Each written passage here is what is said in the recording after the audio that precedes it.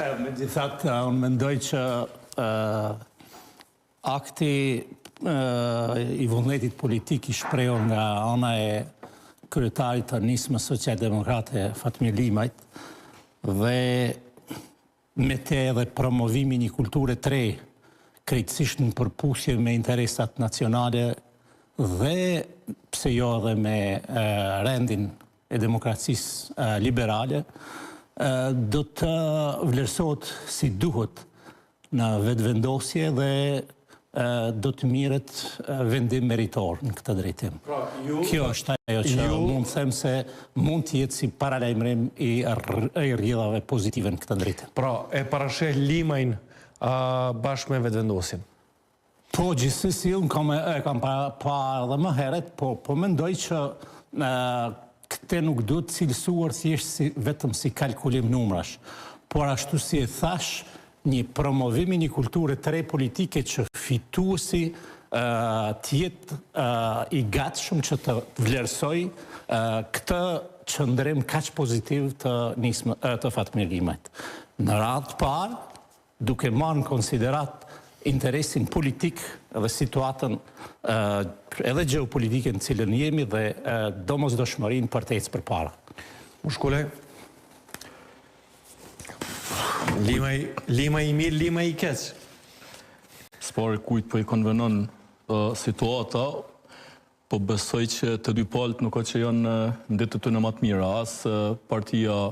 që ka dalë fituesve të vendosja, po as opozita. Kam parasysh të sidomos qëndrimet e vazhdueshme të kryetarit LDK-s Zot Abdi Gjiku, i cili vazhdon të insistoj, tash me këtë turin e falënderimit, s'parin po duje dhe pastaj në Prizren, vazhdon të insistoj, ose të paktën prej mesazheve që ai thot